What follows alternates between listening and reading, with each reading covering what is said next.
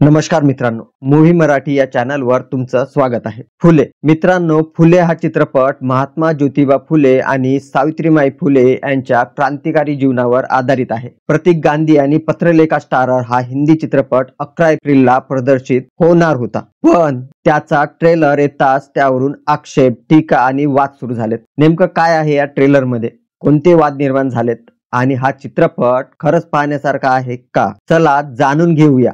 मित्रांनो, चॅनलवर नवीन असाल तर सबस्क्राइब करायला विसरू नका. ट्रेलर मध्ये दिसते फुले यांचा जात व्यवस्थेविरोधी लढा, स्त्री शिक्षणासाठी त्यांचं योगदान आणि ब्राह्मणी व्यवस्थेला दिलेलं कडवं आव्हान. मित्रांनो, प्रतीक गांधी, महात्मा ज्योतिबा फुले आणि पत्रलेखा सावित्रीबाई फुले यांच्या भूमिकेत शोभून दिसत आहेत. मित्रांनो, यावर अनेक जाती संघटनांचे वेगवेगळे आक्षेप आहेत.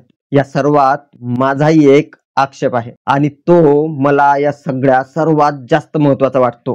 तो म्हणजे ट्रेलर मध्ये सावित्रीबाईच्या मुखी असलेलं हे वाक्य, सबसे बड़ा उद्देश्य रहेगा कि किसी को शूद्र नहीं दलित कहा जाए. महात्मा ज्योतिराव फुले शूद्र आणि अतिशूद्र असा उल्लेख करायचे. शूद्र म्हटलं की ज्यामध्ये सर्व शोषित जाती ज्या आज ओबीसी प्रवर्गात येतात, तर अतिशूद्र म्हणजे पूर्वीचे अस्पृश्य, अनुसूचित जाती, आजचे शेड्यूल कास्ट, त्यांच्यासाठीच तर दलित शब्द विशेषतः 20व्या शतकात प्रचलित झाला. या वाक्यावरून प्रश्न पडतो की या चित्रपटाच्या लेखक दिग्दर्शकाला पूर्वीचे शूद्र म्हणजेच आताचे दलित असा एक गैरसमज लोकांमध्ये रुजवायचा आहे का? यामागे नेमका त्यांचा हेतू काय आहे? मित्रांनो, पीडित वर्गाला त्याची ऐतिहासिक ओळख मिटवून झालेल्या शोषणापासून अनभिन्न ठेवता येते, जेणेकरून वर्तमानात तो आपल्या सामाजिक शत्रूला ओळखू शकणार नाही. त्याच्या विरोधात रचल्या जाणाऱ्या समाज राजकीय कपट कारस्थानांपासून तो अनभिन्न राहील. शूद्रांचं म्हणजेच ओबीसींचं झालेलं धार्मिक सामाजिक शोषण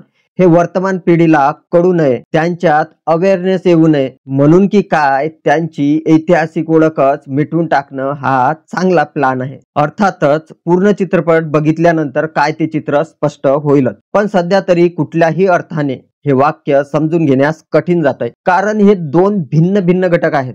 एवढ्या अनुभवी लेखक दिग्दर्शकाला शूद्र वेगळे दलित वेगळे एवढेही कळत नसेल. विशेषतः दलित हा शब्द त्यावेळी प्रचलित तरी होता का? ही बदमाशी जाणीवपूर्वक केली नसेल हे तरी कसं म्हणावं? मित्रांनो, दुसरी बाब, यात मुख्यतः महात्मा ज्योतिराव फुले यांना मारहाण होताना दाखविले आहे. ट्रेलर मध्ये असे एक दृश्य आहे जे ऐतिहासिक तथ्यांना धरून नाही. फुले स्वतः एक भरदास्त शरीरयष्टी असलेले लढवया वृत्तीचे पैलवान गडी होते. पुण्यातील सर्व टनाटनी भटबामन त्यांना टरकून असत. फुलेंनी जे काम हाती घेतलं होतं ते एखाद्या साधारण लेच्यापेच्या व्यक्तीकडून शक्यही नव्हतं. त्यामुळे या दृश्यातून फुल्यांच्या व्यक्तिमत्वाची मानहानी होत आहे यात अजिबात दुमत नाही.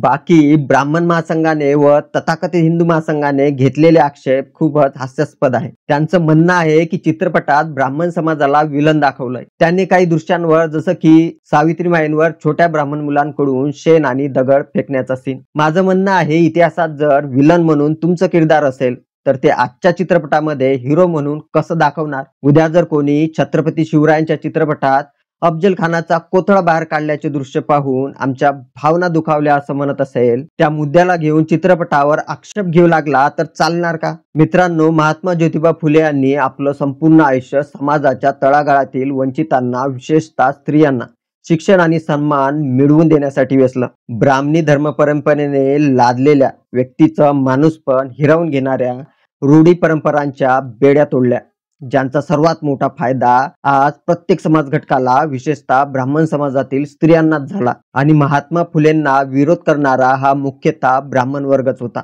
धर्म म्हणून सांगितलेल्या या रूढी प्रथा परंपरा ब्राह्मण पुरुष वर्गाच्या सोयीच्या होत्या. त्या निकालात काढणाऱ्याला त्यांचा कडा विरोध होता. आता हे ऐतिहासिक सत्य आहे जे कोणीही नाकारू शकत नाही. मित्रांनो, आता वाद एवढा विकोपाला गेलाय, शेवटी चित्रपटाचे लेखक दिग्दर्शक अनंत महादेवन हे या आक्षेपांना उत्तर देण्यासाठी पुढे आलेत. त्यांचं म्हणणं असं आहे की ते स्वतःच ब्राह्मण आहेत, मग स्वतःच्या ब्राह्मण जाती विरुद्ध चित्रपट कसा बरं बनवेल? महात्मा ज्योतिराव फुले यांचा ब्राह्मणवादाविरुद्धचा लढा दाखवून ते स्वतःच्याच पायावर कुऱ्हाड कशी काय मारून घेईल? त्यामुळे चित्रपट निर्मितीचा त्यांचा काही वेगळा हेतू असेल आणि त्यावर आक्षेप घेणाऱ्या काही स्वजातीय मूर्खांमुळे त्यांना तो उघड करावा लागतोय. हे खरं तर दुर्दैवी आहे. अनंत महादेवन एक बुद्धिमान आणि अनुभवी डायरेक्टर आहेत. चांगले वाईट सगळीकडेच असतात, या उक्तीची युक्ती करून काही ब्राह्मण चांगले तर काही ब्राह्मण वाईट असे एकंदरीत चित्र उभे करून ते बॅलन्स साधतील, तरी